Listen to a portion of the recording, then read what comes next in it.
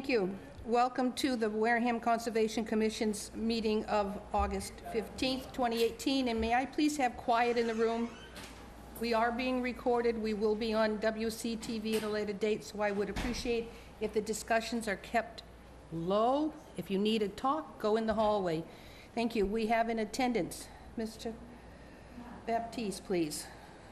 Yes, members present will be Sandy Slavin's chairman, myself as vice chair, Mary Taggart, Jim Smith, and David Pichette, the agent. All right, we are ready to go. We will continue our continued public hearing and RDA on Frank O'Brien. It's here. I don't think he heard you. Just call it again. Yeah, where is he? It's right there. Just call it out again. He didn't hear Are we ready for Frank O'Brien for his RDA? Frank, up front, please. Marjorie, do you want to come with them?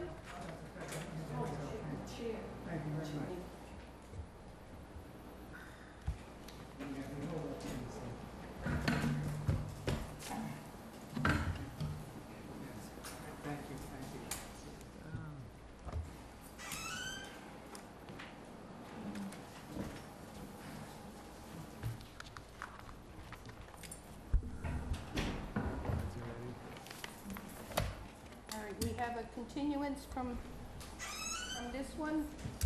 Straight back. That's all right, that's good, thank you. It's an exciting moment there.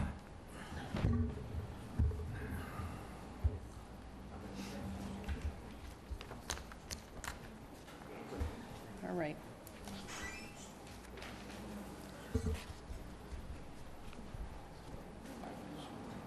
You're late, Thomas. Let the record show that Rob Lesson and Joe Leggett has joined us at 7:05. My records. So, Mr. Bichette, will you read the project for Frank O'Brien? Skip their names. Oh, for the records, may I have your names? Frank O'Brien. Thank you. Bill Avila, Bay Diving and Marine Services. Thank you. We have your green cards. May we please have the discussion in the back of the room stopped? Thank you. The project site here is at 35 Lydia's Island Road, and the project involves the removal of an existing pier and floats, and this will occur in land under the ocean, on a coastal beach, and also within a coastal flood zone. An existing deteriorating pier structure with its associated floats are to be removed. The floats are currently sitting on the adjacent coastal beach. The floats will be floated off the beach at an extreme high tide and transported to a nearby boathouse. The floats would then be brought into the boathouse, dismantled, and removed from the property in dumpsters. Wooden mats would be placed over that portion of the beach where materials need to be transported over between the high tide line and the beach house. Before removing all of the floats, one of them is to be used as a platform to help dismantle the deck of the pier, which is a wooden deck supported on steel I-beams. The deck would be systematically removed by starting from the furthest point out and working backwards towards the shore. Deck materials would be carted back to the shore over the pier deck as it is being removed. Once the wood boards are removed, the steel I-beams would be cut into sections for removal. All materials would be loaded into dumpsters and removed from the site. The float would be used at appropriate tides and moved into deeper water during low tides. This probably is going to be a relatively short-term duration project, so I would recommend the approval of the work with a negative determination number 2. Thank you. Do you have anything to add to Mr. Bichette's status? Yes, am I coming through clearly? Yes, you are. All right.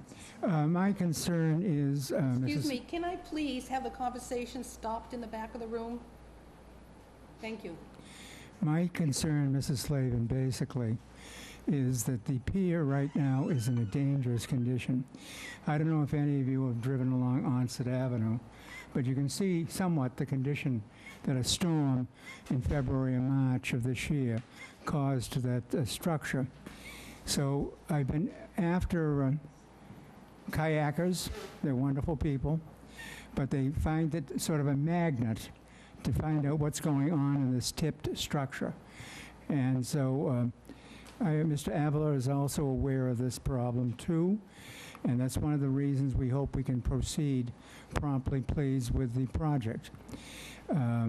So we are concerned very much with people's well-being and health, and we also have an additional concern that the hurricane season, in my experience, can say we start on the 15th of August, today's date.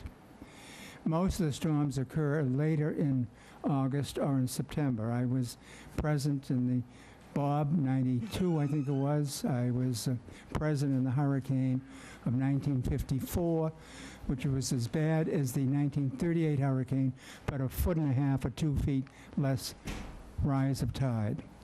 So the sooner we can get it at it, we would very much appreciate that. The pier is posted. The pilings would remain.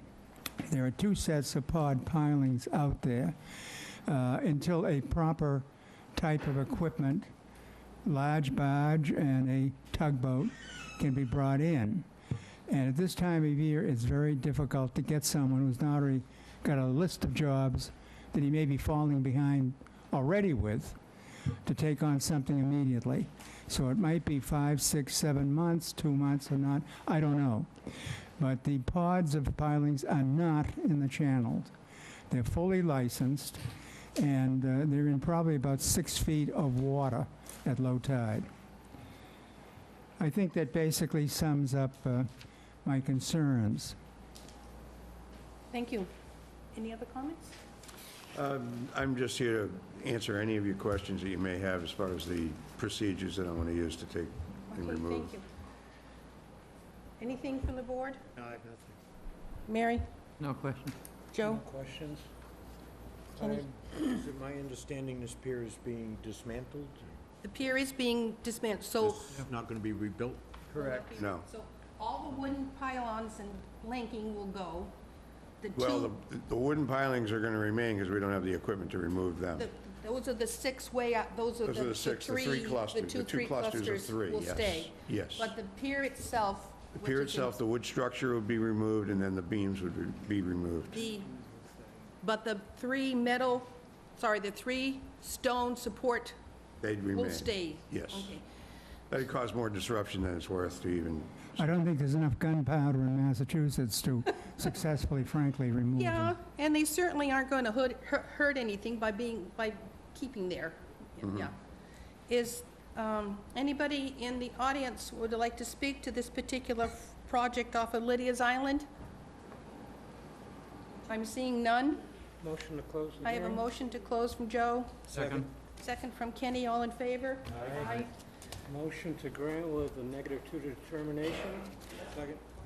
I have a motion and I have a second, all in favor of a -2? All right. Opposed, abstained, it goes 6-0-0. Thank you. I Before you just do... make one final comment, and I hope it would please. There's no intent whatsoever at all, to rebuild another pier or to build another pier. And so that I think you'll be pleased that we're putting it back to a natural state as it completely was prior to 1972 when it was built. Thank you. Before you start any work, please see Mr. Pichette for your approvals, et cetera. And Frank, Joe and I went out there some time ago, and we caught 2, what were they, black racers? Racers, making little racers. It was quite a, What are races? Snakes. there's your snakes. Oh, all right, 2 little racing black snakes. snakes were having fun. Are you looking at black snakes? Yeah, All right, they scared me, yeah. till I realized they were preoccupied. Well, I was astounded to see one myself about a month ago. And I'm a little bit afraid to tell Marjorie that those things exist on Lydia Island, but maybe she'll see for herself someday soon. Okay, thank you. All right, thank you, the board. Say hi to your sister for me. Will do, thank you. Thank you.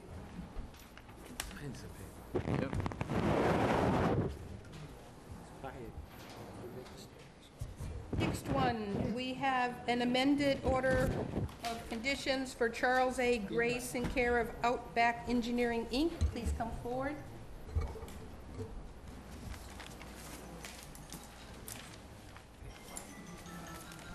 Thank you.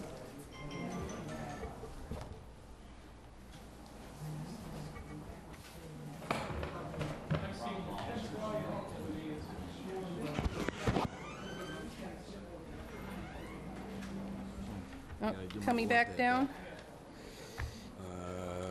What's the cover page?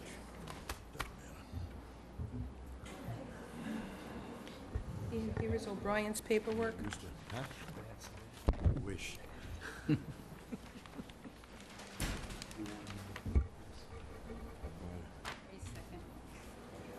pack to celebrate the building.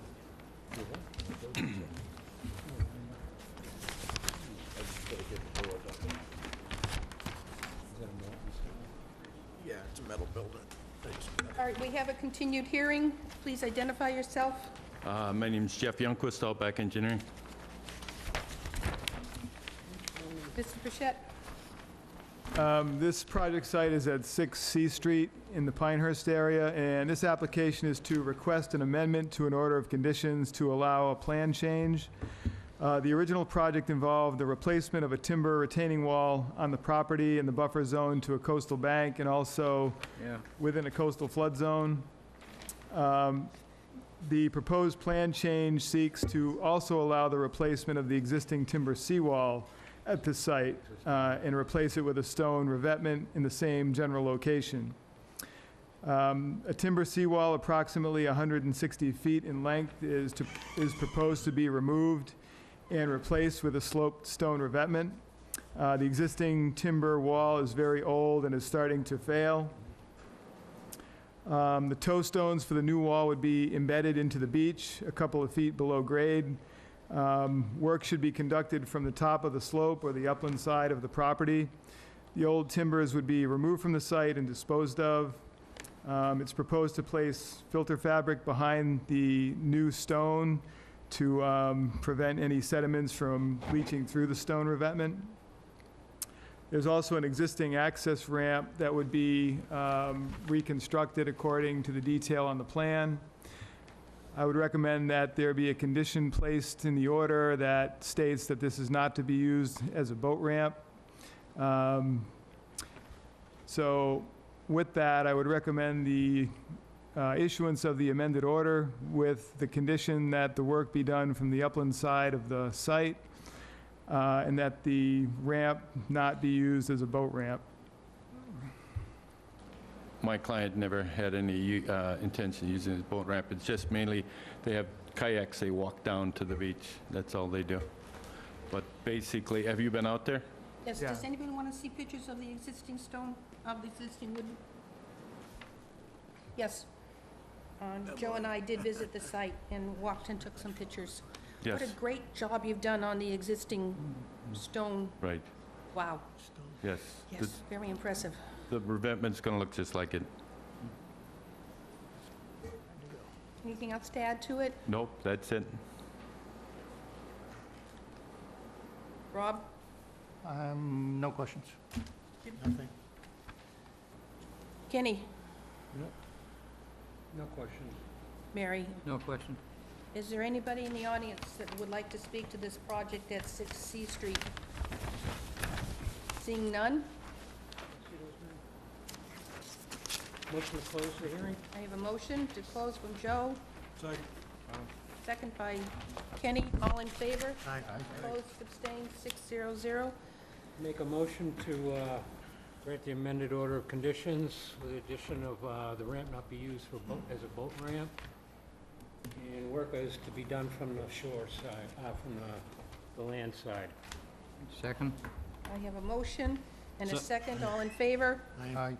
Opposed, abstained, 600. Before you start working on that seawall, Absolutely. please see Mr. Pichette. Absolutely. Thank you. Thank you.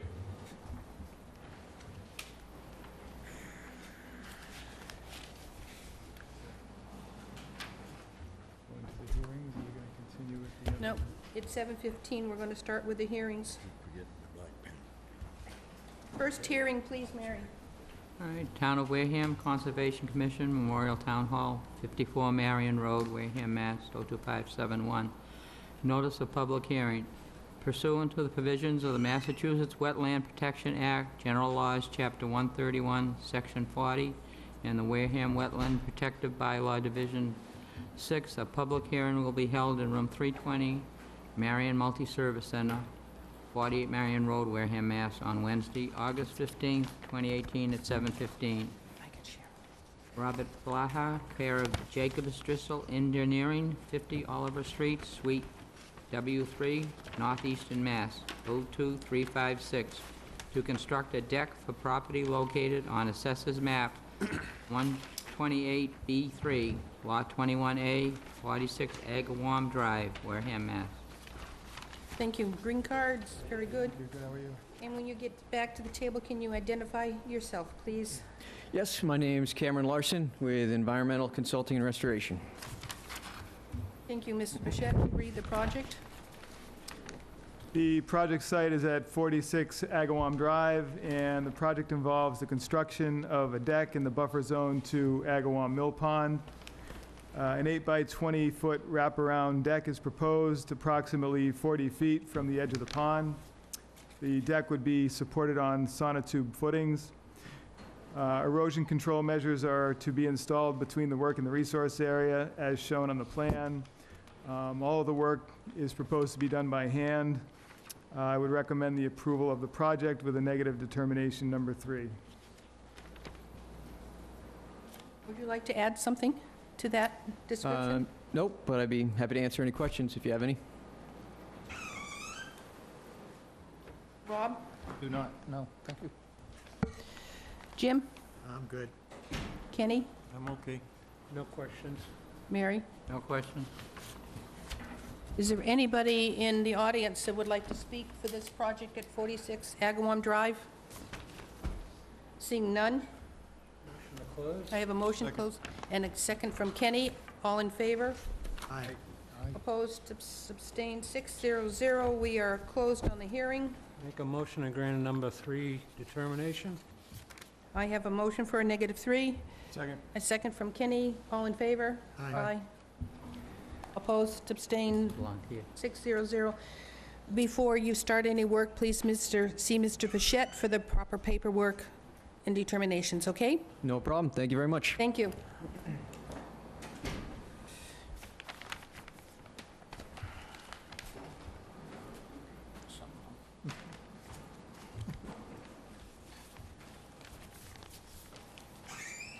There was a thing, this one here. Thought it was with it.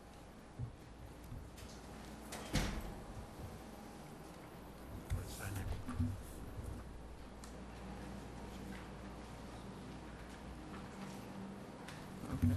You're awesome. Pursuant to the provisions of the Massachusetts Wetland Protection Act, General Laws, Chapter 131, Section 40, and the Wareham Wetland Protective Bylaw, Division 6, a public hearing will be held in Room 320, Wareham Multi-Service Center, 48 Marion Road, Wareham, Mass. On Wednesday, August 15, 2018, at 7:15 p.m. on the request for determination of applicability for Robert C. Gleason, 1 Seahorse Lane, Wareham, Mass. 02571, to construct a garage for property located on Assessors Map 51, Lot 1006, 1 Seahorse Lane, Wareham, Mass. Thank you. Mr. Bichette will read to the project. Oh, may I have you, please identify yourself. Robert Gleason. Do we have the green cards? Do you have the your green butter cards? notification? Green cards? The butter notifications? No. Were they sent out? I provided everything I needed, I thought, to Conservation Commission. And there was a public hearing. I mean, there was a, Yes, you did have to notify abutters by certified mail. That was in the instructions, and there was information on that in there. So that's part of the process, is you're supposed to notify the abutters. So I can read it.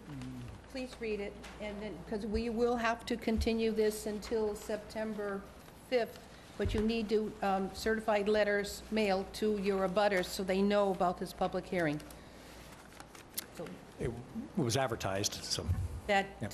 you can't guarantee that they've seen the papers and that type of thing. That's why everything goes out certified letter, and those are the green cards that we have back to say that you attempted, if not delivered.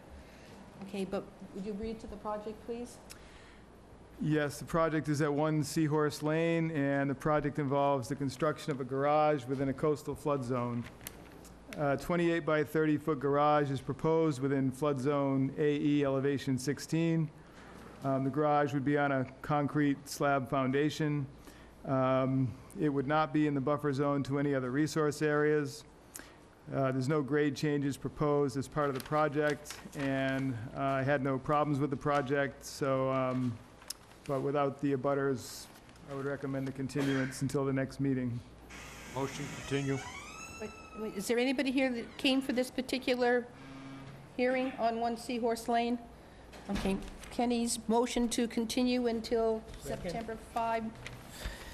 Joe's second. All in favor of the continuance? Aye.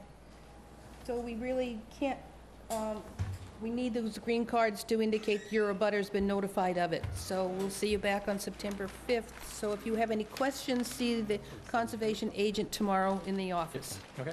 Okay, thank you. Make sure he knows he has to send it. Yeah. I think that's what he misunderstood. Mr. Gleason, you will be responsible for sending them out. You can get a list of your abutters from the assessor's office. Thank you.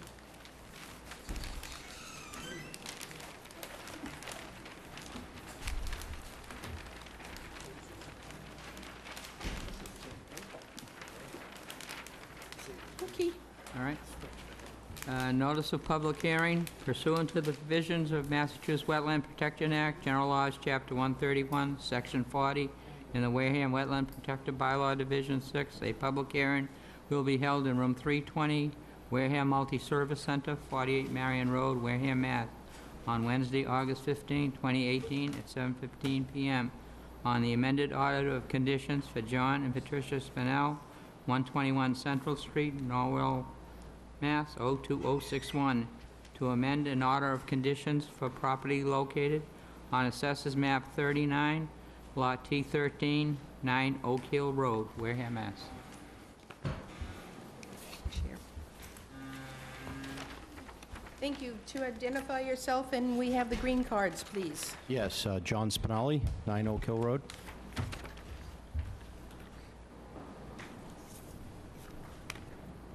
Thank you.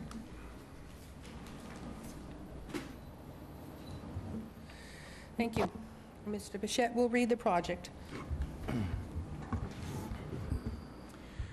This project is located at 9 Oak Hill Road, and the application is to request an amendment to an order of conditions to allow a plan revision to the project. The approved project was to demolish an existing dwelling and to reconstruct a new dwelling at the site. The proposed amendment is to request the allowance of a deck on the water side of the new dwelling, and this would be within the 30-foot no-activity zone. This feature had been proposed twice before by the applicant, and the commission had not approved that twice before, again, as it was a new structure within the 30-foot no-activity zone. There really has been no changes to the wetland bylaw on this matter, so I would again recommend against the issuance of an amendment for this project. John, would you like to speak to the project, please? Any comments? I would, yes. The extension of the deck on the water side, part of our home, is what I'm viewing in the area of Tempest Knob would be uncommon not to have a feature of this type on the home. Entire coastline up and down, this exists. And, you know, I don't understand, what the objection is Excuse me, besides... please, no conversations in the back. Thank you. I guess I'm not seeing where the issue is, and I wanted to come back in front of the commission because the project is currently under construction. This area where this proposed deck would be is already upset and, in construction phase as now. So if we're able to do this project, this would be the time to do it so that we wouldn't have to upset it again.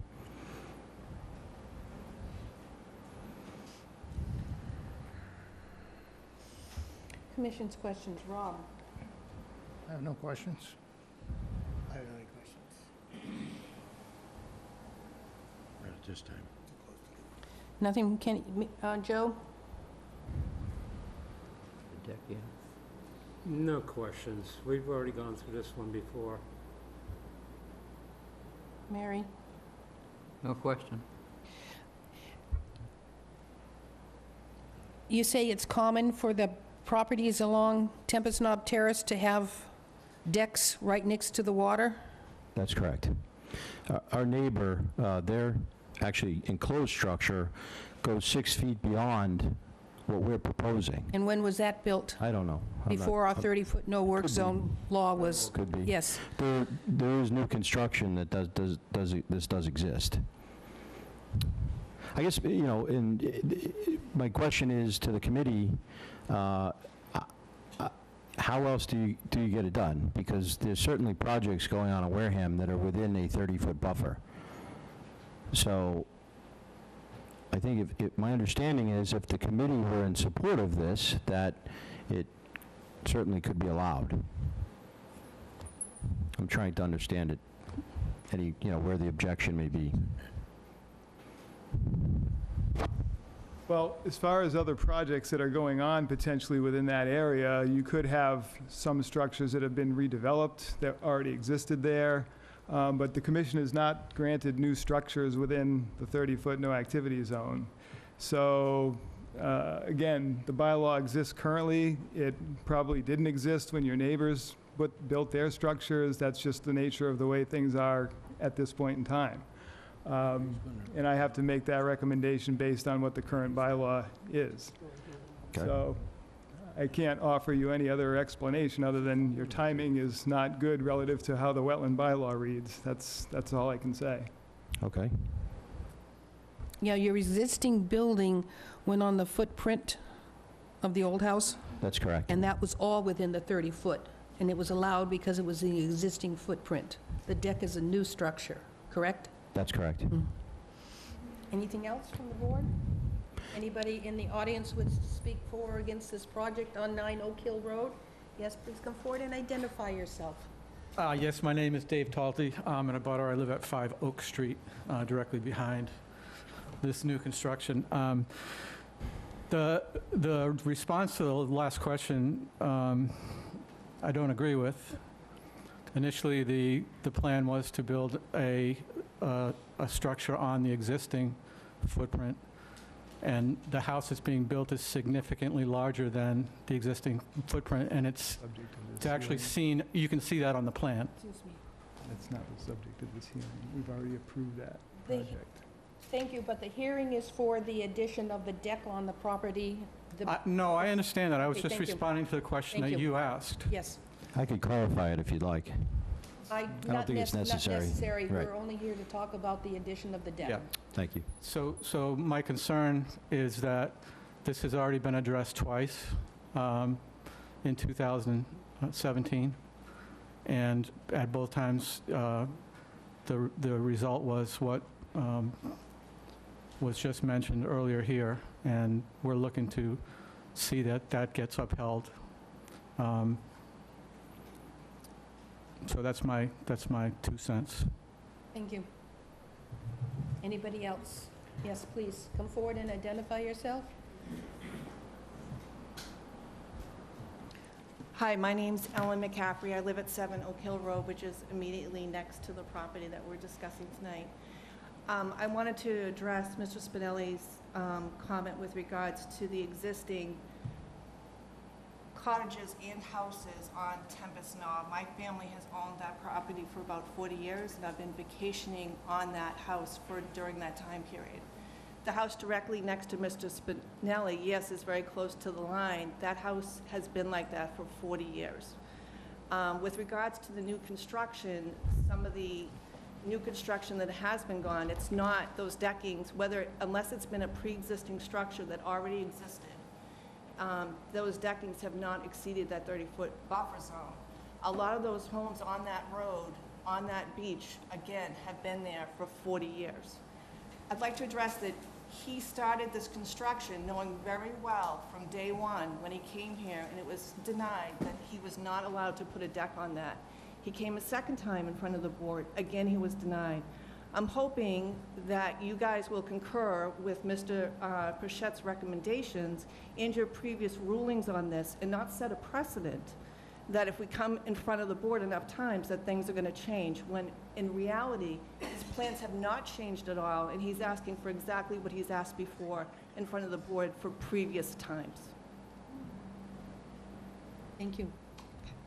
Anybody else? Motion to close? I'll take a motion to close the hearing.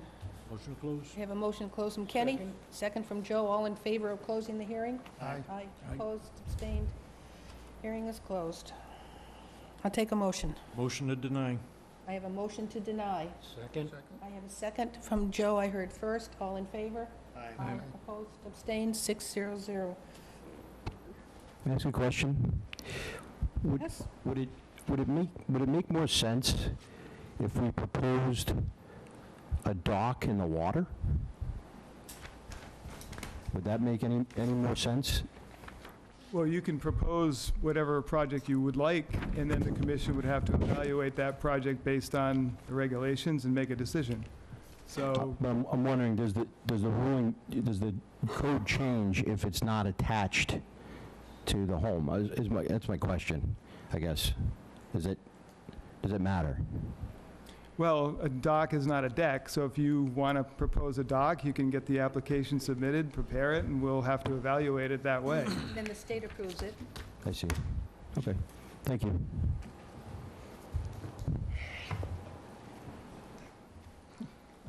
Mary, next one, please.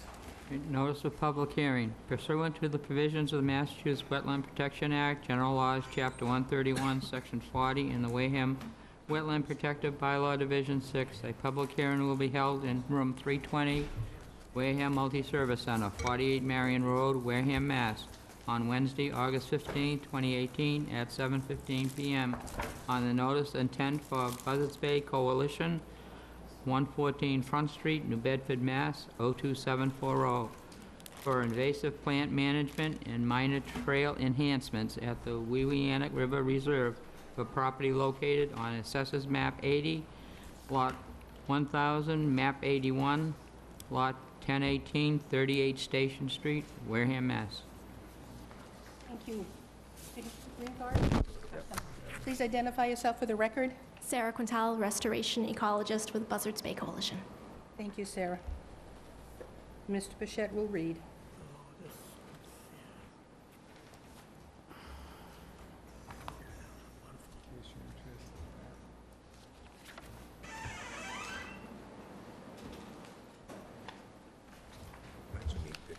Yeah.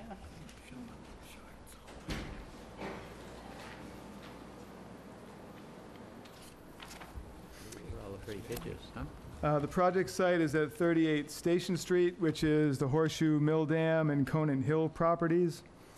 The project involves controlling invasive plant species by physical cutting and the application of herbicides at the site, and also trail enhancement work. This work would be in the buffer zone to bordering vegetated wetland, and also within bordering vegetated wetland at the site. There's 2 stands of Japanese knotweed that are to be treated, and also a stand of Phragmites within the pond itself that has taken hold, and that also is proposed to be treated. It's proposed to use a mechanical harvester to initially cut the Phragmites stand down and then treat that at a later date with a herbicide. I did have some questions about the vehicle that was going to be used as far as the harvester vehicle and how that's going to function and get to the location. Also proposed as part of the project is the enhancement of trails at the sites. This would include the installation of sections of ADA accessible trails, installation of canoe launches, and the rerouting of some trails, and the creation of new trail on the Conan Hill side of the site. 2 sections of bog boards were proposed as part of the trail to cover some wet areas of the proposed trail location. In review of that trail location, it was found that the new trail was actually proposed to be in the wetland and not in the buffer zone as indicated on the plan. So at that time, I had requested that it be looked into to relocate the proposed trail so that it was outside of the wetland. With that change, the sections of bog board will probably not be needed. I had not received a DEP file number for this project as of yet either. I don't know, Sarah, if you happen to get that or not. I haven't. So with that, I would recommend a continuance of the hearing for the relocation of the trail and also for the DEP file number for the project. Yes, I would be happy to provide some further details based on Mr. Pichette's questions. So we did have a site walk out there yesterday, and I was taking a hard look at the plans, and we were out there today, myself and our stewardship person, to look into how we may be able to relocate the trails to minimize the amount of bog board required. So a couple things that I want to point out. So first of all, as far as the current permit request that's on the table, it's for expanding the trail network and doing some rerouting of the trail network. We're not proposing to add in the canoe launches at this time. That is a later phase of the restoration that will be coming across your table probably in a couple of months. But what we'd like to do is focus this late summer and fall on the invasive species management and the installation or the rerouting of the trail on the Conant Hill section with the possible installation of some bog board on a portion of that. So, and regarding the invasive species management, actually I'll address that first. So we did just receive approval from Natural Heritage on the habitat management plan that we submitted for the invasive species management. They did send out that letter last Friday, and I did provide Mr. Pichette with copies of those for the commission. So our habitat management plan has been approved, and they concur that the project as proposed won't have any harmful impacts on any rare species or wetlands downstream.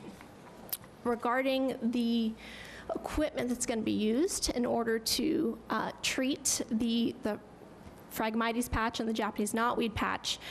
It's a Marsh Master vehicle that's proposed, and I've got a couple of photos of what that vehicle looks like. I'll pass those around. Thank you. Can we drive it? There you go there. Did I just hear, can you drive that?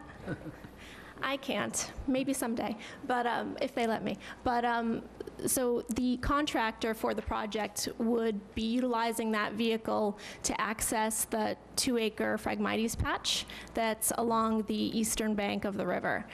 It's very difficult land access in order to get the equipment and personnel over there, so accessing that stand from the water is much easier. And so this particular machine, it's just under 8 feet wide, and it's an amphibious tracked vehicle. So it's able to go very lightly on the land. Because it's tracked, it disperses its weight very well, so it's less than 1 pound per square inch across the land surface as it's moving over to the marsh site to be treated. So it would be entering the water just below where the knotweed is being treated, and then it'll be able to go from land directly into the water, and then its wheels essentially act a little bit like a paddle wheel. So it travels very slowly. It goes about 1 mile an hour in the water, but it's enough where it's able to then guide itself over to the Phragmites patch so that it is as direct access as possible to be able to get to that patch. And so then the first phase that's proposed is in September for the Phragmites. They would be using backpack sprayers from the top of that vehicle, and they would treat the homogeneous stands of the Phragmites there. And then they'd let the systemic herbicide do its thing and come back a month later, and then they'd use the same vehicle with a cutter attachment to cut the Phragmites down to the ground. And with that, it enables the sunlight to penetrate the marsh surface, and then the native species that we know there's a great native seed bank there will have a much better chance at being able to come back through the cut down Phragmites. So second, on the trails, so I did get out there and put in some additional wetland flagging along the side where the bog bores were proposed. And so the tough thing with this one is this trail was essentially flagged out by our stewardship staff during the winter time. So without the benefit of lots of leaf out, there were a few things missed, and much of the section of trail where the bog boards were proposed was actually proposed in wetland, where they had the benefit of seeing where the DEP line was in that area. They weren't aware that they were in the wetland, and again, with the winter conditions, it made it a little bit more tricky. So with a fresh pair of eyes, Mr. Bichette and I were out there yesterday, saw how much in the wetland we were, and then I went back out there with our stewardship staff, and we flagged out the wetland line and then shifted the trail farther up the slope so that we are getting it as much out of the wetland as possible, with really just a couple of very short sections where we think we still need to do a little crossover. So if I may, I'll pass out these updated plans. Thank you. Thank you. Thank you. So on this updated plan, really the only change is the section of trail on the southeast side of the property on Conant Hill. And so what we've done, you'll notice the addition of a more precise flagged wetland line along that edge. And then the trail has been shifted upslope. And then there's one spot where I think that we may still want to put in about 30 feet of bogboard, potentially. We may not need to. I think the area there becomes dry enough where we might not need to, but we'd like to leave the option open. Thank you. You're welcome. Questions? None. No, sounds good. Mary? No question. Joe? I have no questions. Kenny?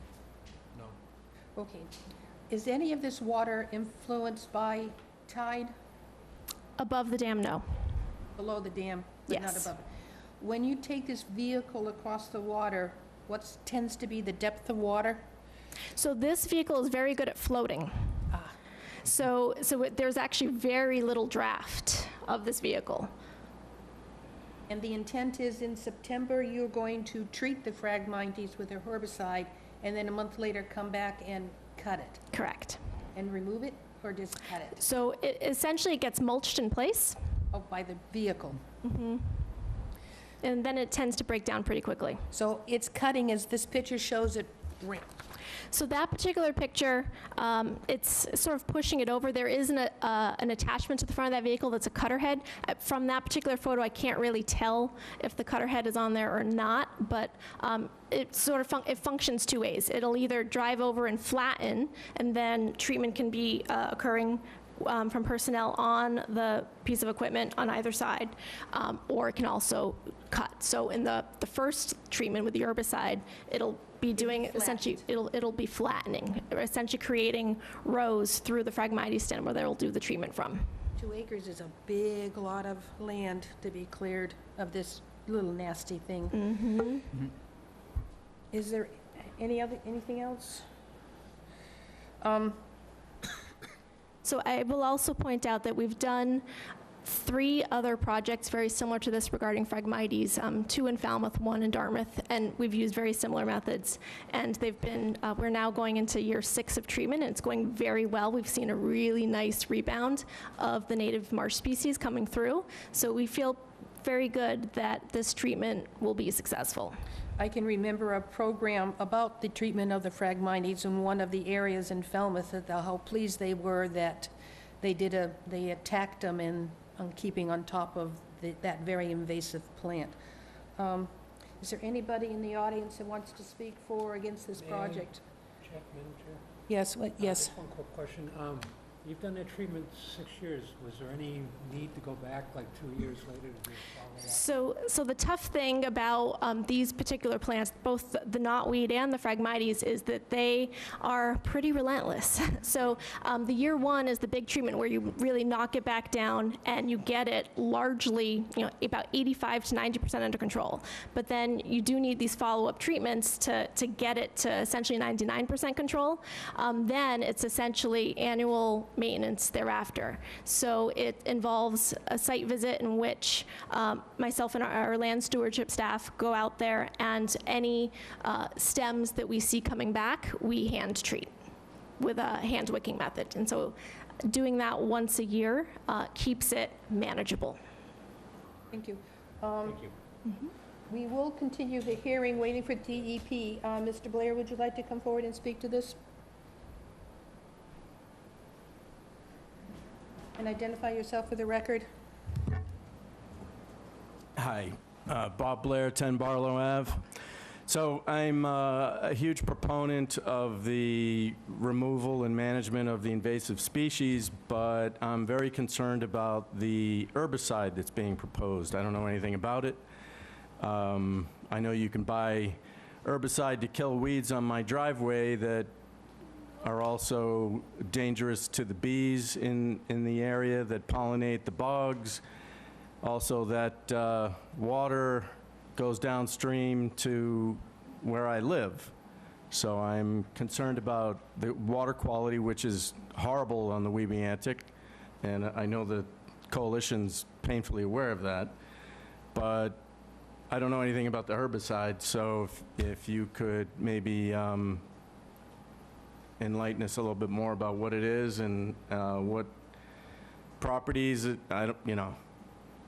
Sure. Sarah, would you like to take that question? Would be happy to. Thank you.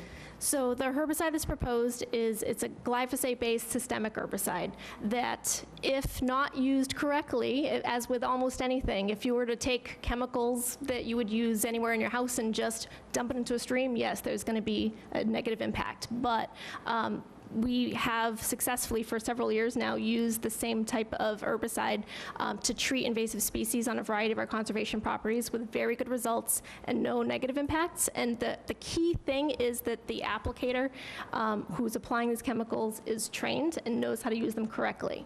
So what we're not doing, we're not just going and dumping chemicals into the water. We're not applying things in a way where there's going to be overspray that will result in any chemicals going into the water. So what we're doing is we have trained applicators who focus, their time is spent working on these invasive species projects, so they know what plants they're looking for, and they know to avoid non-target plants, meaning they're only applying this chemical directly to the plant tissue.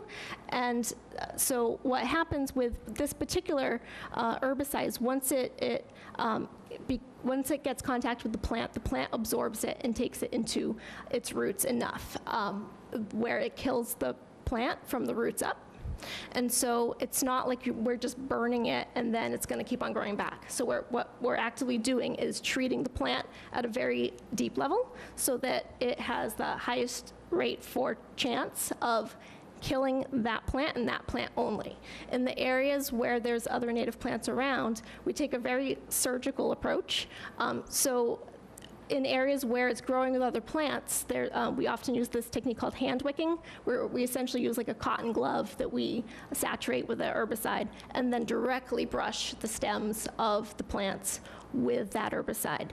There's also a stem injection method that we use, or the hand wicking. Those are the two most precise versions that we use when we're getting along those edges where there's other plants growing. So we pay a lot of attention and make sure that our contractors are paying a lot of attention to making sure that these herbicides are only ending up on the target invasive plant so that we don't have any impacts.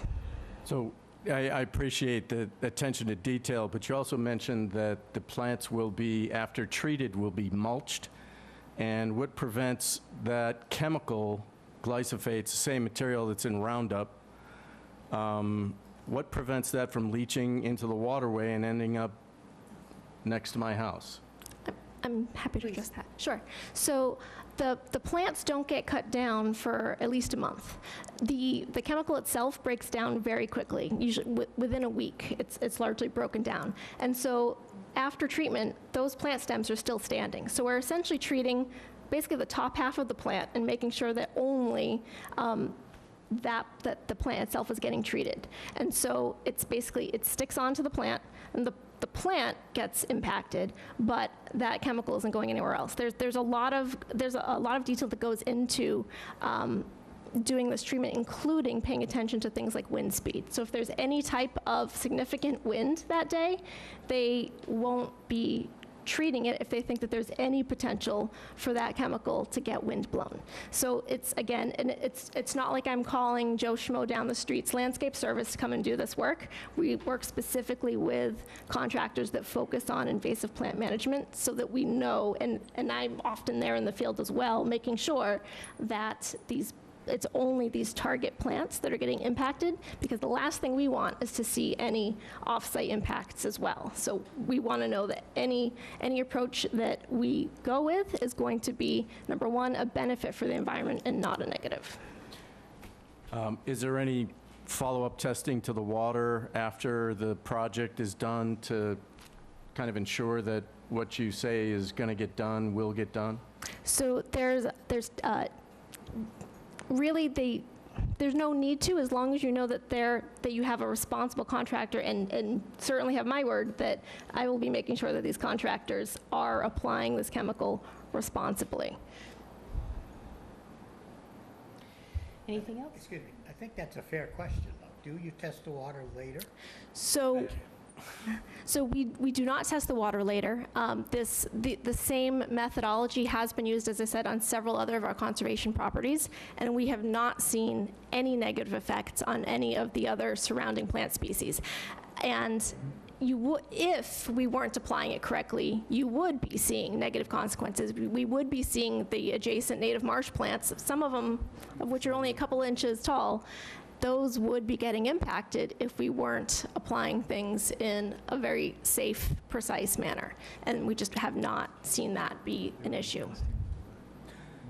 Well, I don't have any other questions. Thank you. I would ask that perhaps the commission consider the water quality of the Wewiantic in possibly doing any tests if that is something that you deem necessary.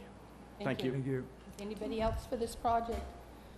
Seeing none, I'll take a motion to continue this until September 5th because we are missing the DEP filing.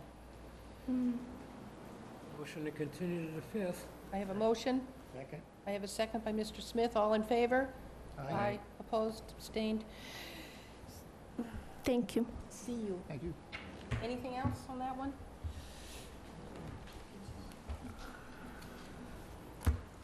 Next, please, Mary. Notice of public hearing. Pursuant to the provisions of the Massachusetts Wetland Protective Act, General Laws, Chapter 131, Section 40, and the Wareham Wetland Protective Bylaw, Division 6, a public hearing will be held in Room 320, Wareham Multi-Service Center, 48 Marion Road, Wareham, Mass., on Wednesday, August 15, 2018, at 7:15 p.m. on the notice of intent for South Coast Hospital Group Incorporated, 174 Union Street, New Bedford, Mass. 02740, for a proposed building extension on Toby Hospital with associated parking areas, access driveways, grading, and utilities for property located on Assessors Map 47, Lot 1118 and 1118B, 43 High Street, Wareham, Mass. Thank you. Please, I see you've got the green cards. Please identify yourself for the record. Good evening, Madam Chair. For the record, Christian Fallon, Principal Engineer and President of Fallon Corp., here tonight representing South Coast. Okay.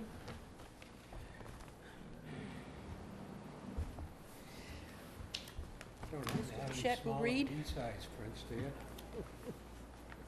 Unfortunately not. I can definitely bring some for your next meeting. The project site is called out as 43 High Street. The project involves the construction of an addition to the Toby Hospital complex, along with associated utilities, parking lot reconstruction, and stormwater structure improvements within a coastal flood zone. The parking lot reconstruction and expansion and stormwater quality structures would be within coastal flood zone AE elevation 16. Underground infiltration structures are proposed under the new parking lot area with an overflow to tie into the existing stormwater system within Main Street. Runoff from other parts of the site outside the flood zone from another parking lot and some roof runoff also appear to be tied into the stormwater system. I did have a question as to where the existing system would outfall, where this overflow that would be tied into would ultimately discharge to. The project would result in an increase in impervious material at the site. Those stormwater improvements are being proposed. It's unclear how, to me right now at this point, how the additional volume or the overflow would affect the existing stormwater system. It also appears that there would be some new portions of access roads that are not captured in the drainage system and are designed to sheet flow out towards Main Street. I would recommend that the proposed drainage be reviewed by the town's engineer. There's also some retaining walls and grading proposed within the flood zone as shown on the plan. I have not seen a DEP file number for this project either. I don't know if you've gotten such a thing. So with that, I would have to recommend a continuance of the hearing for the DEP file number and for the review of the stormwater drainage system.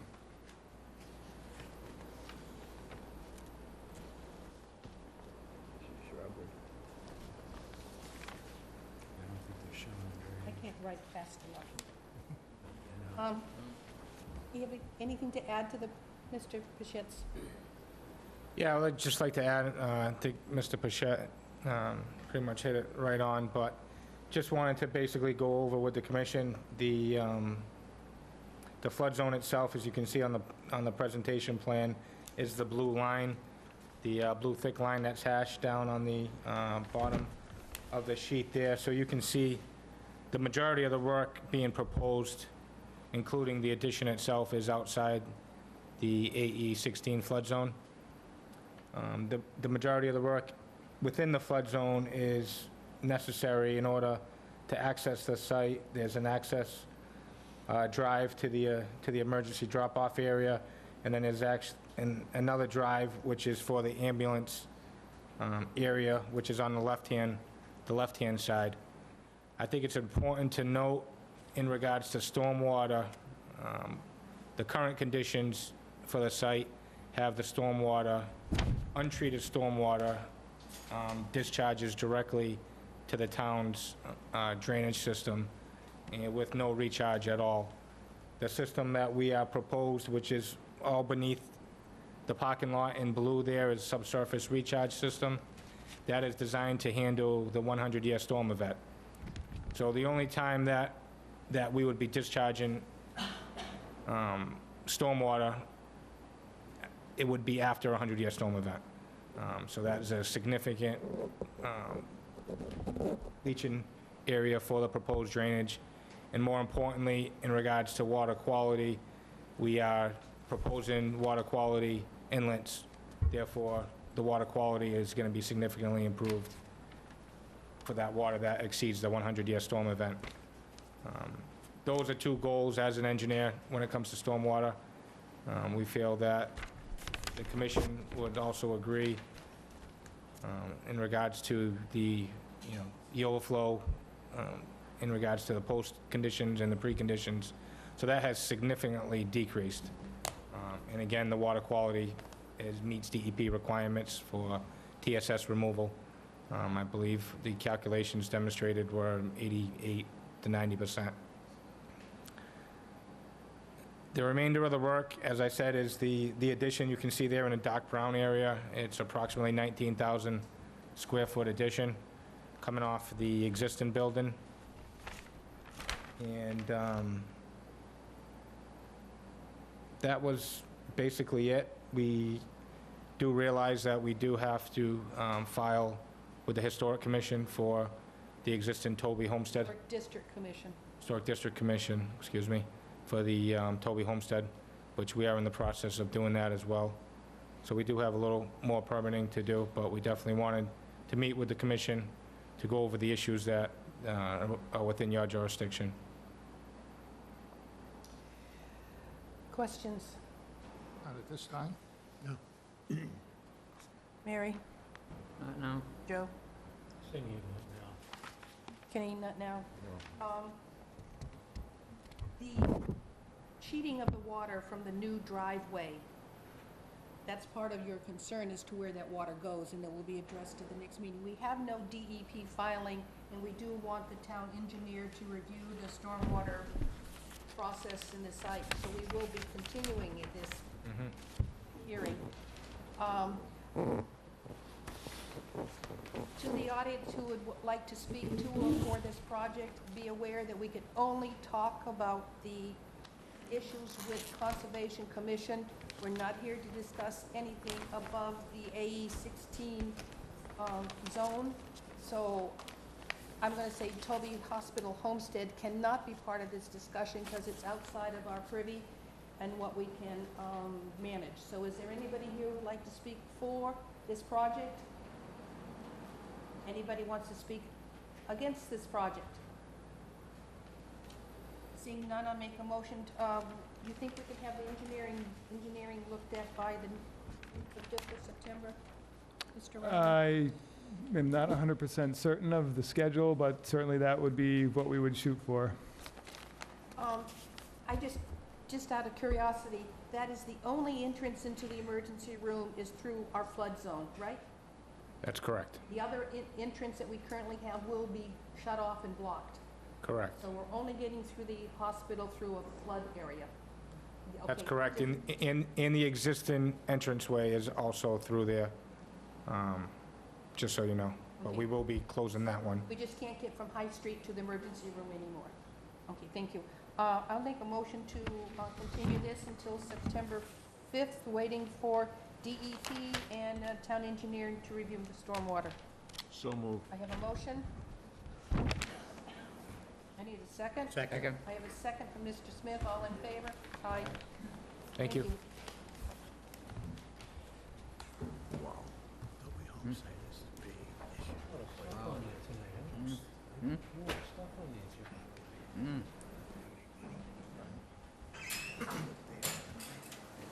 No more public hearings. We will continue with our hearings left over. We have the Buzzards Bay Coalition. I believe it's the bathhouse. You want to take one home?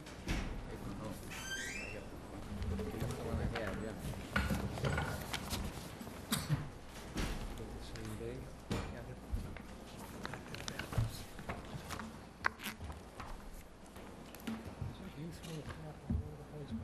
Yes. Good evening. Mr. Pichette will read the project again. Are these new? Oh. Those are revised. Okay. Oh, so I can throw the old one away. Recycle? A smaller version. That's what we had last time. But he's got little ones. We have some new plans. Here's some more small ones. I like the small ones. You can share, and Kenny and I will share. No, we'll share. So I'll throw this one away, too. Objecting to the whole lady, who's sharing here? Sharing with him or me? You. You share with her. You share with Mary. You share? Okay.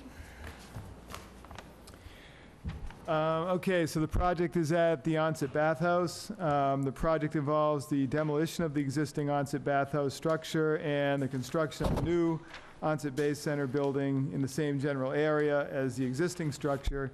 which is along a coastal bank, a coastal beach, and also within a coastal flood zone. And this is a velocity flood zone, VE elevation 22. The existing onset bathhouse building, which is approximately 26 by 174 feet, is to be demolished and removed from the site. Demolition material would be loaded into dumpsters and then hauled off for disposal. Construction vehicles and equipment for the project would access the site through the town pier parking lot.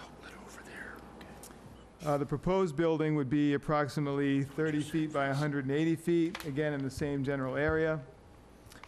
A portion of the proposed building would occupy approximately 400 square feet of currently unaltered coastal bank area. The existing concrete wall along Onset Beach would remain in place as is.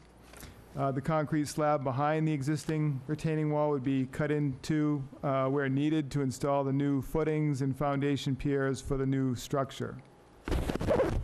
The wall along the back or landward side of the existing structure would remain in place and be used as part of the new foundation for the new structure. The new structure would have 2 levels, with the lower level to be used for storage and the second level to be used for office space and for educational purposes.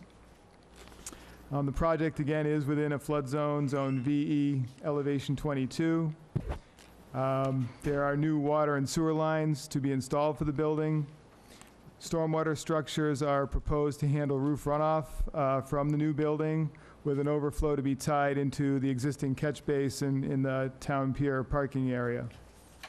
At the last meeting, one of the questions was asked as to where does that drainage outfall to that's being tied into. I believe the engineer has some information on that. Also, part of the project is to replant the coastal bank in the area of the building with native vegetation. This would involve the removal of the existing vegetation and replanting the bank according to the submitted planting scheme. Erosion control blankets would be installed on the slope to stabilize the disturbed soils while the plants are growing in, and hay bales would be installed along the base of the slope, again, to help retain any material from on that slope. At the last meeting, we also did not have a DEP file number for this project, which we have now since received. So at this point, I would recommend the approval of the project based on the revised plan, with the condition that the replanting of the coastal bank follow the planting scheme that was submitted, and also waiting to hear the response on the stormwater drainage. Okay, I'm Bill Madden from GAF. I'll respond. Wait a minute, I'm sorry. Mark Rasmussen, Buzzards Bay Coalition. I'm sorry about that. Mark and Bill, sorry. Sheet number 5, I think, might be the easiest one just to refer to on the stormwater. At the last meeting, we talked about tying it to the catch basin right at the entrance to the Onset Pier. And David had a question relative to where that stormwater went. So if you look at sheet number 5, there's a line with a D in it. We have small underground infiltration to handle the first flush of roof runoff, and then a small that infiltration bed. And we have a pipe run that goes to a catch basin that's just been noted as an existing catch basin with a room of 7.02 and an invert of 1.09. That was the pipe that Dave was questioning if it existed. Our original plan did not show the outlet. The basin was full of debris and sand. We had that. We met with municipal maintenance on site. They were kind enough to clean out the catch basin.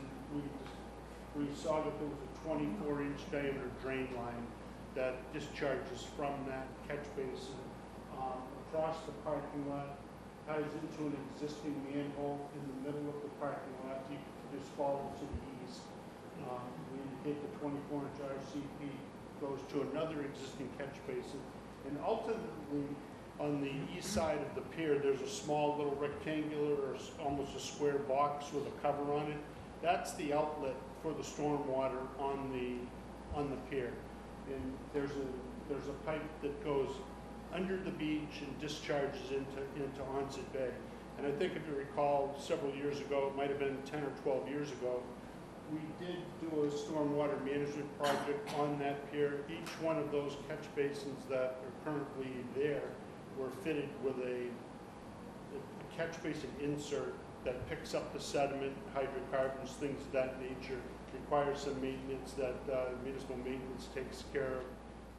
And that's what we did at that time. So there is some pre-treatment at least occurring on those catch basins that didn't occur prior to that project. But in the case of our project, we have clean roof water and just some water off of a pedestrian walkway, the ADA ramp, that will be tied into the infiltration basin. It's essentially clear, clean storm water. So we're discharging the first flush, the first 1 inch of runoff will go into that infiltration unit and then overflow from, once that infiltration unit reaches capacity, will discharge into that catch basin and ultimately tie into the rest of storm water and discharge out into Onset Bay. The other change we made to the plan wasn't really a change. I think we talked about the steps on the concrete apron that's at the front of the building. There was a ramp proposed there initially, and what was suggested is that we just simply fill in between the treads and the risers with concrete to form the ramp on the existing concrete. So by doing that, there's no net increase in alteration to the coastal beach. In fact, we have a reduction of about 16 or 18 square feet because we will be removing the sanitary sewer pump station that's not functioning there. So when we remove that pump station, we'll also be plugging the pipeline so that in the event of a storm, there would not be an introduction of seawater into the municipal sewer system. So that's what we chose to do there. Those were the two changes we made to the plans since the last time we spoke. Still going to be showers? That's it. So it's just going to be an educational building? Oh, you can ask the question.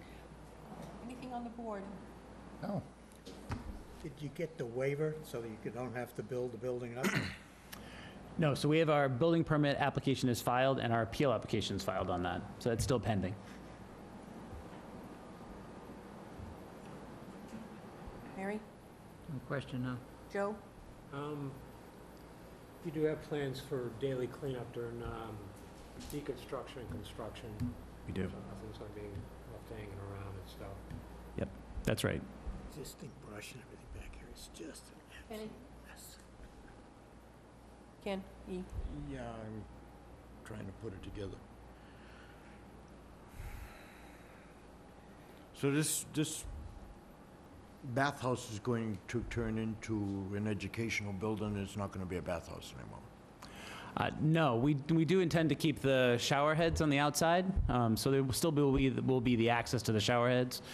There's no use of toilets in there now. There won't be afterwards. We'll be installing toilets for people in programs, but there's no public toilet proposed. But there are the shower heads. Yep. That's it. At the last meeting, there were some questions, just to confirm that I did take a look at all the plantings that were behind the plantings, the weeds, the invasives that were behind the buildings. And the only thing I saw in there were a few bushes of beach plum. Everything else to me was, I consider to be trash plants. There's nothing there to be saved or can be concerned about. So, and whatever water you use will go through your water meter, so you will be charging for the water used to do the watering. I also went to the top of the bluff where you're going to square off the ramp, the pad to go down the steps. I found it uneven, I found it broken, so I have absolutely no problem with the little alteration that will happen in order to make that a safer landing.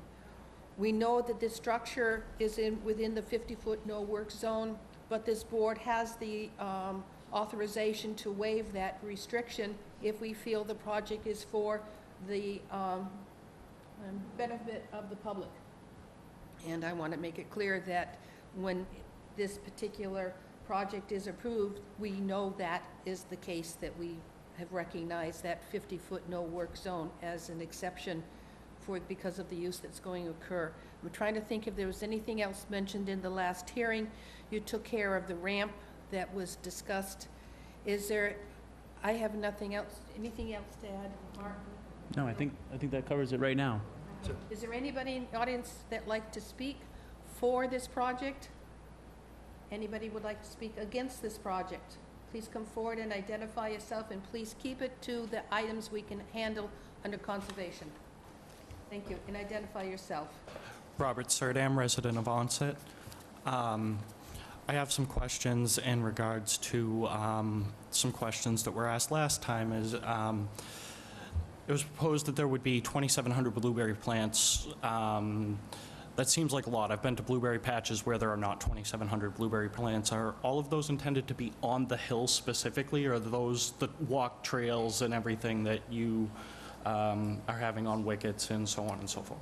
No, those, may I? Go Yeah, ahead. those are all intended for the slope that will, right from the top of the bluff down to the building. That entire bank will be replanted with native plants, and we are planting a very dense cluster of low bush blueberry to densely fill in the bank, stabilize it with native plants. Okay. It's all there. My other question, and it refers back to a question that was asked last time, was in regards to the water to establish these plants and where that was being sourced. I don't think that was actually really answered last time. It was just said that they would handle it, but it wasn't deemed how that was going to be handled, if that was being drawn off of Onset's water supply or if that was being brought in from the outside. I know recently we have had towns where they've done water projects and the capacity to pump that water has been exceeded due to that, so that is a concern that I would have essentially. Okay, I think I answered that it would come through their water meter coming in from the water supply. Sourced off of Onset's water, okay. And so, I mean, do you have any idea what type of volume you're going to be looking for? I mean, but this is really beyond the scope of conservation, but they asked the question. You know. It'll be important in the beginning to get the plants established. I mean, really the only time you're going to be seeing us doing any watering is to get that entire slope grown in and stabilized. We're going to be needing to do that to make sure our plants take at the same time, but on the other hand, I'm also going to be a water payer, just like everybody else, and so I'll not be looking to waste water. So just enough to get the plants to take. Anything else? Yep. My other concern is one that, yet again, was addressed last time, is the view. And not talk about the view here. It's outside the scope of Conservation Commission. So we cannot. It's beyond what we can manage in this hearing. So I'm a little confused by that because, I mean, that is public dedicated trust land. And beyond the scope of Conservation Commission. We cannot handle any legal issues, any degree issues, any view issues, any lease issue. That's beyond what we can handle. I understand that. And Anything else? what I was proposing was maybe some constructive criticism in regards to the height of the building. There's nothing we can do about that height of this building. That's beyond what we can do in conservation. Thank Okay. you. Anybody else? Sorry, the gentleman he was up first. Thank you. Come forward and identify yourself. Glenn Morrison, a resident of Onset, 30 years. I have a couple questions. To the left of the structure is an old pump station. Now, they mentioned they're going to cap the pipe. It's not working now, correct? That's correct. Yeah. Okay, they're going to cap the pipe. But how far down is that pipe? You know, or have an idea? Or are you just going to cap it a couple feet down below the sand? I think the pipe is probably 6 or 7 feet down below existing grade. Okay, and what kind of pipe is that? Do you know yet? I'm not certain of the pipe. Is it clay or cast iron, or we don't know, right? I think that, based on my experience, if it was a sanitary pipe constructed in the early 1900s, it would be vitrified clay pipe. or cast iron pipe. Okay, all right. But you're going to cap it, It's going to be plugged, so it's not going to be capped, it's going to be filled with concrete. so it's going A to be made portion of it useless. will be filled with, plugged with concrete, yes. It's still going to be sitting in the sand, correct? The pipe- Somewhere. The pipe will be buried below Right. grade and Okay. plugged, yes. And I have another question. It is in a flood zone, correct? That whole area? It's a VE 22, Yes. correct? Okay. Was there any core samples taken in order to put up new cement walls? Yes, there is a complete geotechnical report that's been conducted on the property. How far down do those cores go?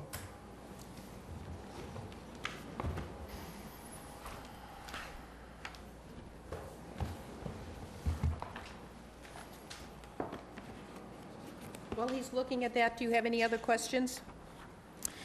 Yeah, I would also like to, this might be out of the different departments, but I don't understand, having lived in flood zone for probably my whole life, almost 80 years, I don't understand how you can destroy a building in a flood zone and put a new one up. That is under discussion. That's out I of a think different it was area. referenced- Okay. It was referenced that we are waiting for, Approval on a variance for the building permit, yes. So For that issue. As- comes as- out of the building department, or does that come out of the conservation, or does that come out of Army Corps of Engineers? Comes out of the building department. It's a building department issue. And as a reconstruction, we are eligible to ask for a variance from that requirement in order to, So you can put livable structures in a new building in a flood zone? nobody will be living in this building. It won't be a livable structure. It's a community space, a boat storage, a community space. There'll be Okay. no All right. residential Okay. space here. All right. Yeah. anything else while Mr. Madden's looking up your other question? No, I just figured he'd have it right off the head. No, I'm Sorry. There's a lot of paperwork in his Oh, folder. yes, there is. I understand that totally. Having taught it for 40 years. There's one boring that was 40 feet, all encountered loose to medium dense sand. There was another boring that was 20 feet. The material was all loose to medium dense sand. Okay. There was another boring that was 22 feet that had the same Okay. materials. I just want to make sure they were going down. They weren't just going, 3 feet in the sand and up it goes. Yep. Thank you, Glenn. Anything else? Thank you. Thank you. Anybody else would like to speak against this project? I wasn't against it. I just had questions. Questions? Thank you. Yes, please come forward and identify yourself. My name is Richard Knowlton, Falmouth, Mass. My family's been involved in this decree issue for years. I served as the vice president of the Onset Protected League in the past. I'm also the person who engaged the town when they were going to clear the bluffs of the trees years ago. And I think we have kind of a dilemma here because we can't discuss any decree issues, is that That is it? correct. It's outside the privy of this particular commission. Because we've been in contact, we've had multiple conversations with the Attorney General. She had, I'm sorry, I'm going to have to stop you. Okay, I'll stop. There's nothing we can do about but what I'm saying is, decree here. the basis of this is built on the decree. For Mr. Rasmussen and his thing to even initiated this, there's issues of a decree. So what I'm saying is, if we can't discuss that, I don't think the Conservation Commission can make any decision tonight, or in the future until it's resolved. I think you're legally tied. I believe it has been discussed and has been carried on by our town attorney on this one. I believe it's outside the scope. I mean, Okay, what I'm saying is, if you don't know the truth, if you're going on an opinion, the opinion is illegal. The whole thing is illegal. excuse me, sir. Richard, I'm going to have to stop you. This is beyond I'm what just, we can I'm talk being about. I'm being as gentlemanly as I can. I do not believe this commission has the authority to make a decision on this. Thank you for your opinion. All right? All right. Anybody else?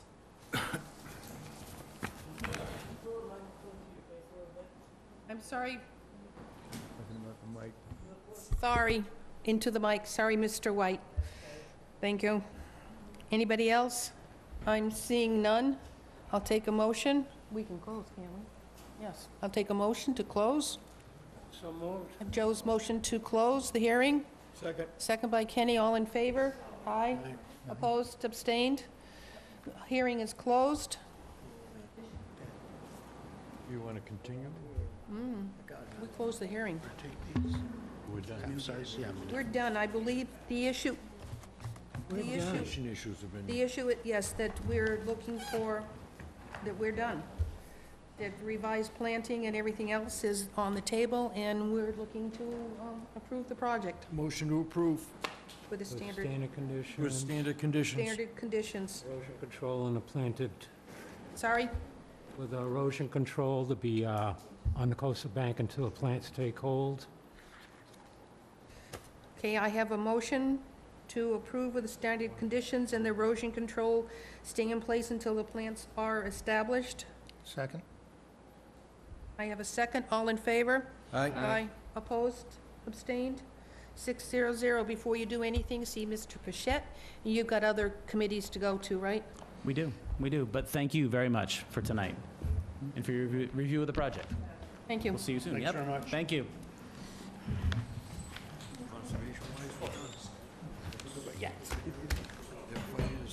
We're gonna try to stop telling us what they can decontrol. But, what are you going to do?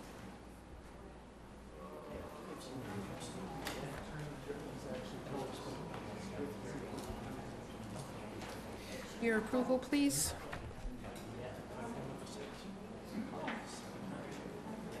No, I wouldn't think so.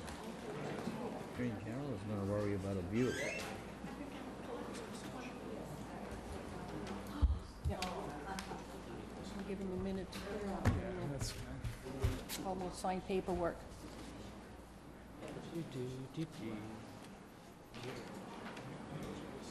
The next hearing is Greg Carey and Clean Energy Collective. They've asked for a continuation until September 5th.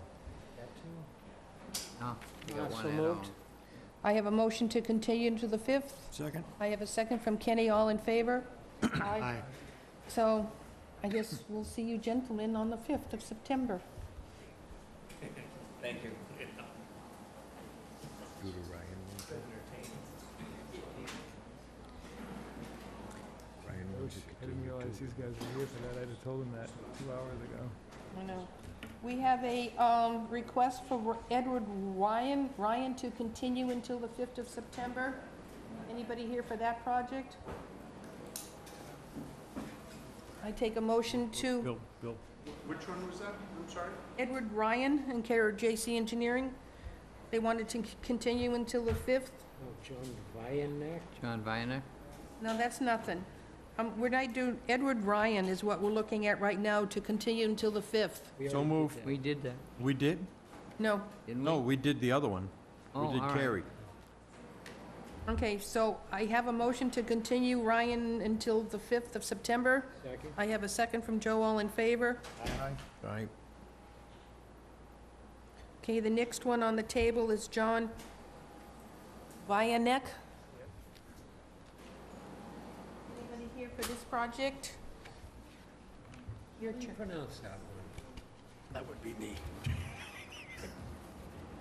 Didn't hear you. All right, How do you pronounce that name? All set? I'm filling in for Brian Grady on that one, so I'll pass. But I think Vianek sounds correct to me.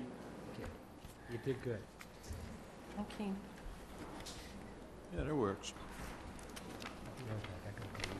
Yep. Okey dokey. I've got, this is the same one, right? It hasn't changed? Okay, so.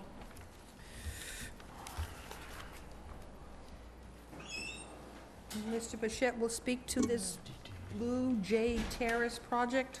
Blue Jay Terrace.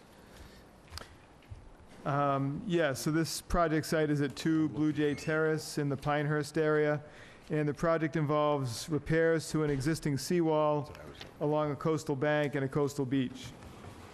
It's proposed to drive vinyl sheet piles in front of the existing deteriorating seawall as a way to stabilize the broken and undermined wall. The existing wall is approximately 45 feet in length. There is an area of salt marsh at the east end of the wall. Existing boulders that currently sit at the base of the wall would be moved out of the way to drive the sheet piles and then removed from the site as needed. The gap between the new vinyl sheet piles and the existing wall is to be filled in with flowable fill. At the last time we discussed this, there was some question as to how this particular site would be accessed. And we scheduled a site visit to go over that in more detail. I did meet with Brian Grady from GAF and the contractor there this week to discuss that. And the methodology is going to require them to put some blocks on the beach, put some mats over the blocks as a platform for a machine to access the site to drive the sheet piles. There's no other access for the site. The site's very small and the house occupies most of the property, so there's no way to get a machine to the spot where the sheet piling needs to be driven in. The impacts would be temporary for the materials that have to be placed there, and it would have to be done during low tides. The mats would have to be removed during higher tides so they don't float away, obviously. So it's going to be a bit of a touch-and-go project for a time to work around the tides, but it's anticipated that the project should only take a week or so to complete. We do have a DEP file number for the project, so at this point I would recommend that the project be approved with the condition that the mats being used for the project be removed during any higher tides.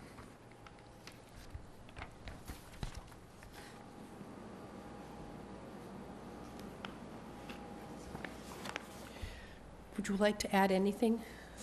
No, I have nothing to add. Questions? No. Questions? Is that the one that we saw down in Pinehurst? Here's a picture of the stone seawall that has a big hole in the bottom. Yep. I remember that picture. How will they get the machinery down to the Did you see it? Yeah. platforms, Oh, yeah, yes.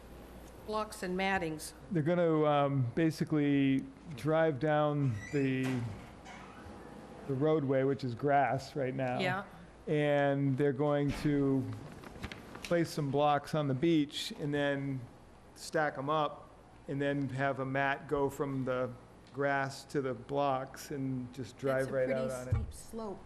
It is a steep slope, but they believe that they can stack up a couple of blocks high and make it such that they can get down there without being too steep. Okay. Anybody would like to speak for or against this project on 2 Blue Jay Terrace? Seeing none, Motion to close? I have a tie Second. for motion to close and a second. All in favor? Aye. -2, No, this is an order of conditions. an order of conditions. Okay. Motion to approve Get a vote on the close. with the order of conditions? Sorry, did I get a vote on the close? Yeah. I did. Thank you. I think I lost track. So I need a motion on the order of conditions? Yeah. Yeah, Kenny's made a motion that we approved the standard order of conditions. Second? I have a second from Mary. Move the mats. Yeah, and Oh, yep, yep. removing the Sorry. mats on doing the high Then tides. back up. Remove your second, All right. remove your Second. motion, Yeah. and rescind the motion regarding the mats during tide control. The order of conditions Remove the includes Order the... of conditions, yeah, including the Removal of the mats. removal of the mats during high tide, Okay, as we stated by good? the agent. Okay, Second. now, there, and now I have a second. All in favor? Aye. Opposed? Aye. Before you do anything, you see, Mr. Bichette. Well, that wasn't removal of the mats during high tide. Was it just that, wasn't that if there was going to be an extreme high tide?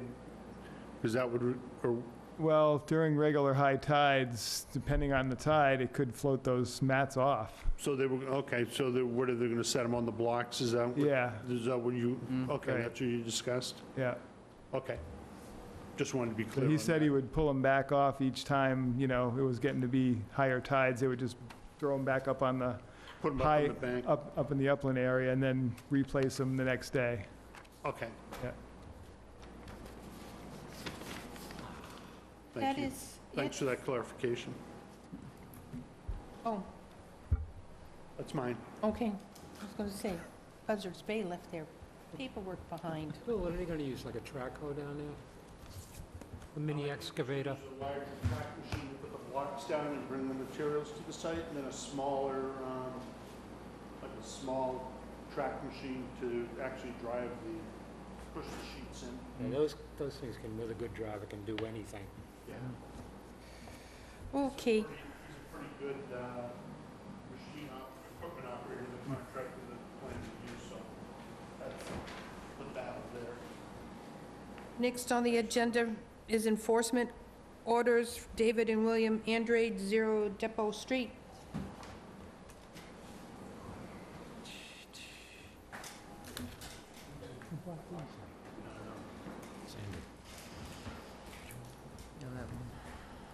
Thank you. She said put them over by you. Please identify yourself. David Andrade? Thank you. This has been put on the agenda relative to a violation that occurred over at 0 Depot Street for work done in the buffer zone to wetlands and within a coastal flood zone with no permits from the commission. The commission issued an enforcement order at that time and required a notice of intent to be submitted to basically permit work that was done in the area and for the restoration of the area that should not have been disturbed. At this point, we've not heard anything from yourself and/or your engineer as to filing the notice of intent, so we're just basically trying to get a status update on what's going on there. William has the papers for that, but to be honest with you, I didn't even know I was here for this meeting tonight. I was here for something else, but I know he does have, he did talk to JC Engineering about filing, but I don't know what's the result of that at this moment. Okay, yeah, I had actually talked to JC Engineering to find out if that had occurred, and they told me that that had not occurred. So maybe something happened after I spoke to them, but this was maybe a week or two ago that I spoke to them, and they still hadn't really heard from anybody giving them the go-ahead to do the work, so. I know I have not, Okay. personally. I know he was taking care of it, so. Yeah, if we could, we need to find out where that stands versus just letting it drag on with nothing happening, Okay. And then if the board has any further questions or comments.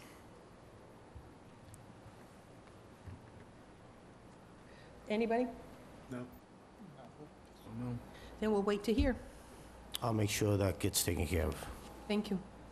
Actually, you wanna put it on the agenda for the next meeting, and if you don't, if Dave doesn't hear from you down in the office, we're gonna have to take some action. Okay. Lean forward so they can't hear you.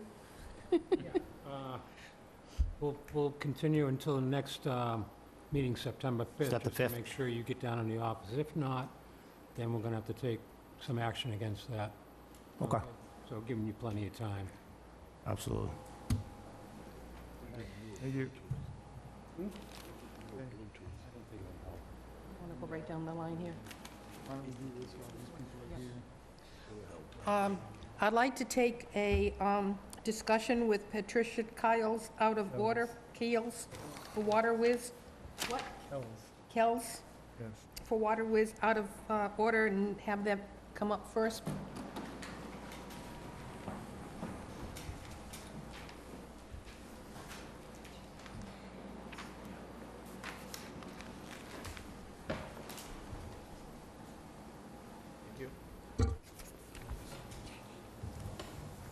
It's true, it's been a while.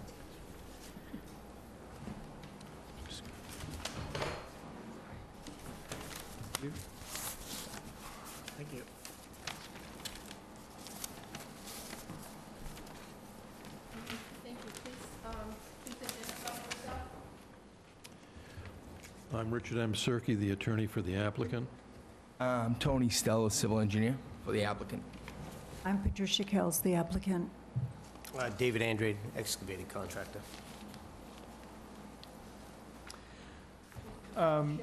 Yeah, so basically, this is on our agenda for discussion because work was started at this project, and it was brought to our attention from the engineer that work had gone beyond the 50-foot no-activity zone that was established by the commission when the project was permitted. So the owner was contacted about the matter, and the engineer and the applicant and their representatives have agreed to come here tonight to discuss the status of things and what is going to be done to correct the situation. Let me just begin, and before turning it over to my colleagues, Richard M. Cirque again for the applicant. This was a misunderstanding, and as a result of the misunderstanding, we immediately made known what had happened to the municipal officials, and we're here tonight to apologize because work was done inadvertently within the 50-foot no-touch zone, and because hay bales were misconstrued as being flags as opposed to marking the wetlands line as opposed to marking the 50-foot no-touch zone. So we're here to apologize, and we're here to explain any further information that you might have and to do right by the town. Before you go any further, I was the man that gave Mr. Andridge, father, the okay, because I looked at it, and personally, I was under the impression that that hay bale line was in the right spot. Okay, well, I appreciate you saying that. I just didn't want to, our purpose is to make it right.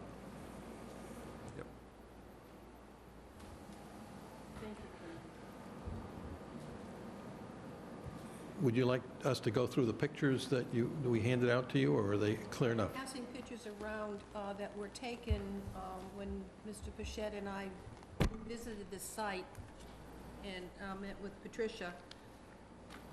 So this is what it looked like, and what you got passed out is what it now looks like. Yes, that's correct. Those pictures were taken when, Patricia? Around noontime today. Do you want to just recite what they show? As you can see, where you see you can see, I gave a copy, I gave them all away. I'm sorry.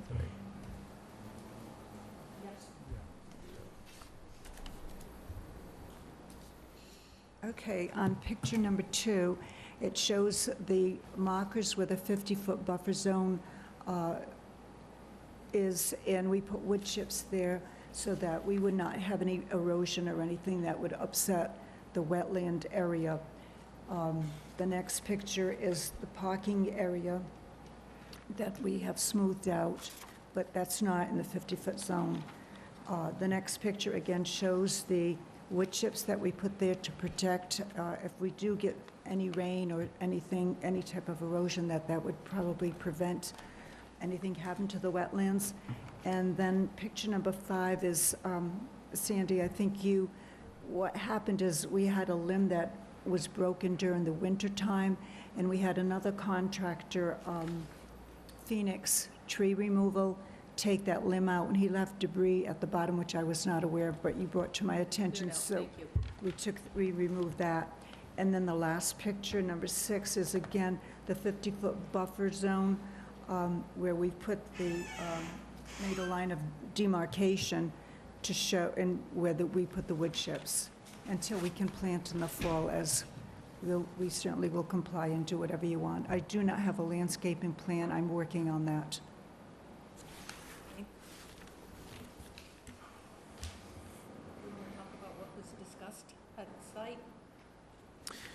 Yes, we met with Mrs. Kells at the site to kind of go over what should be done there and what would need to be done going forward to restore the area that was altered that shouldn't have been. So what we talked about was basically replanting the disturbed area going forward. So, as was mentioned, a planting scheme will be developed and then incorporated during, the proper time of the year, which really isn't right now.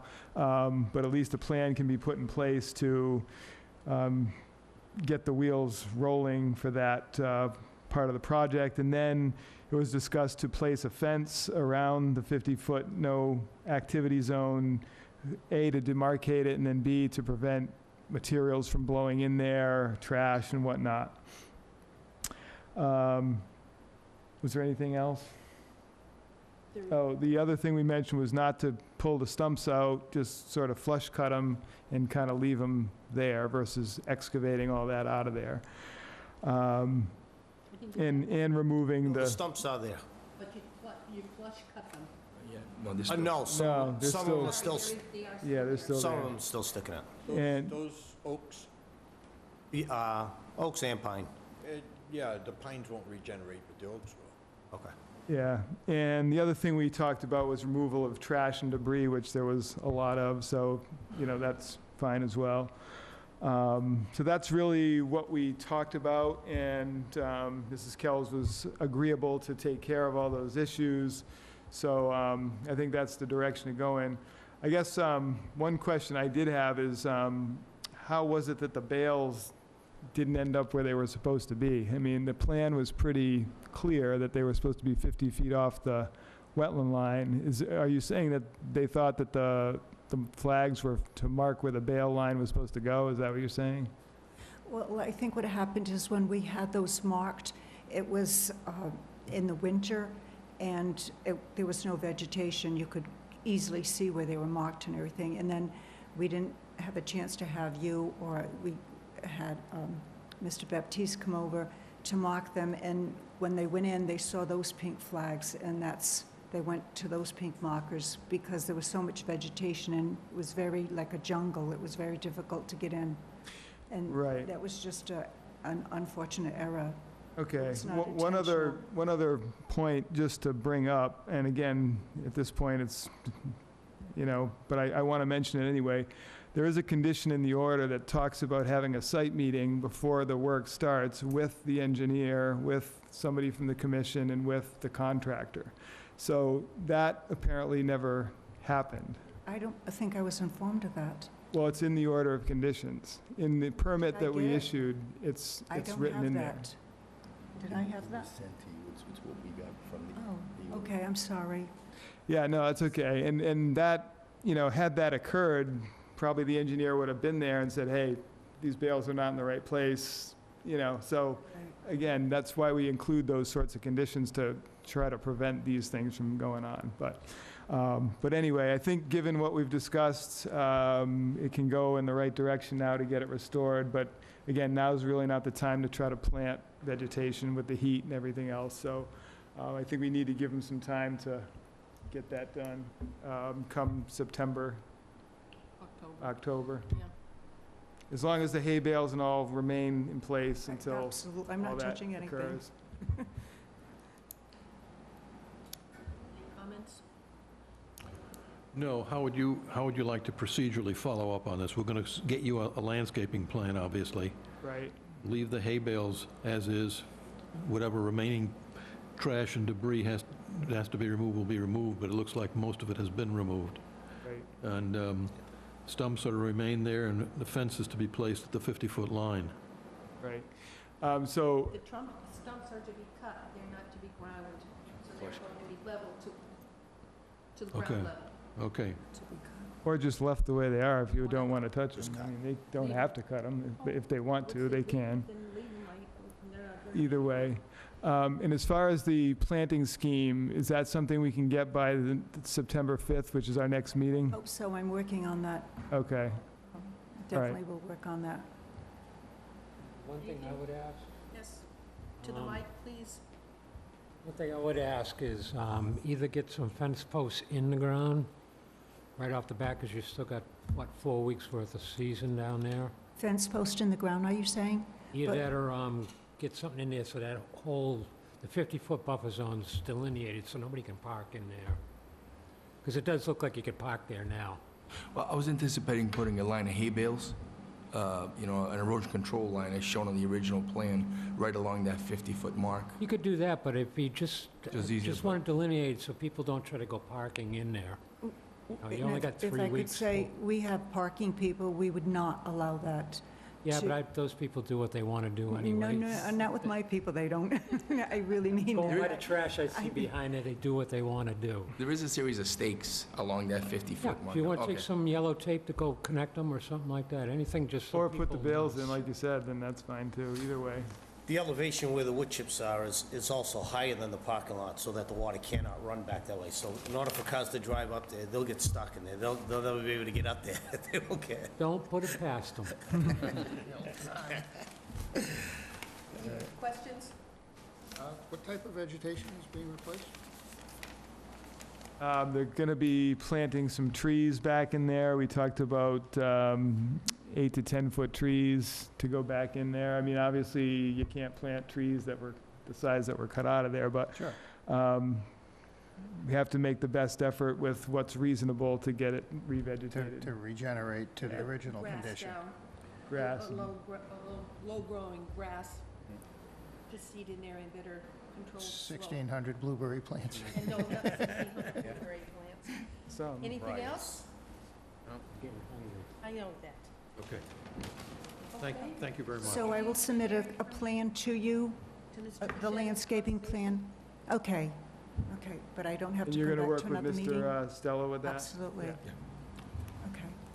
Anything else? You're- all right. Thank you. Thank All you. right, thank you. Thank you.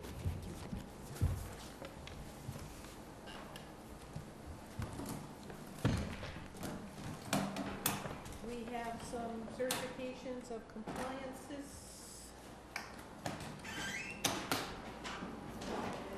And an invoice, sorry,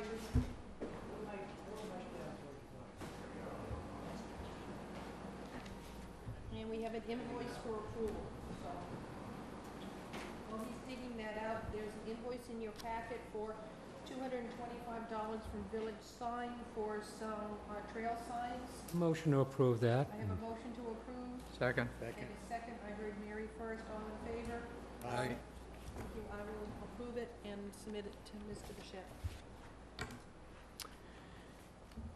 Okay, as far as the certificate of compliances, we have one for Morris Lumber Company. This was for the construction of a storage building at the site that was done some years ago, but nobody ever followed up with the certificate of compliance. And the owner is now looking for that. I did look at the site, and things seem to be in order according to the order of conditions, so I would recommend the issuance of the certificate of compliance for that project. To issue? I have a motion to issue. Second. I have a second. Mr. Smith, all in favor? Aye. 600.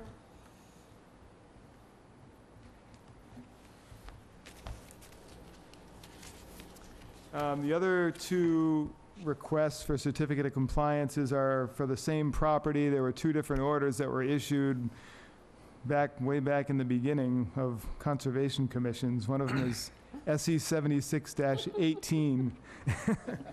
It's like one of the first few projects that was permitted. But in any event, it was to put a dock in. All these years later, there's no dock there now. I don't know when it was removed or if it was even ever built. But these two orders were for the same project essentially. There's no dock there now, so I would recommend the issuance of these orders stating that the orders are no longer valid and the projects didn't commence and/or are not Null and void. null and void, yeah, for both numbers. So moved. Okay, Motion. second. I have a second. All in favor, making no longer valid. Aye. Aye. Opposed, abstained. Anybody got any other business? I do have one other quick thing, if people have a moment. I know everybody's not here. We got a request from MACC. We paid our annual dues, and they're looking to get an update of our roster, which I have a copy of, and if people want to put in their current mailing addresses and email addresses and phone numbers that they would like to use. Again, we don't have to do this while the meeting's still going, but just before you leave, if you could jot that down real quick, that would be helpful. Do you have it on file, or do you just want us to confirm our? I have something on file, but I'd rather make sure I'm getting the current information, because we haven't updated this in a little bit of time, so, Okay, so we can do that when we close the meeting. Anything else? no. Motion to adjourn then? Motion to adjourn. Second. I have a second, all in favor? Aye. Aye, opposed, abstained. 8:57. We're closed. Thank you, Mr. White.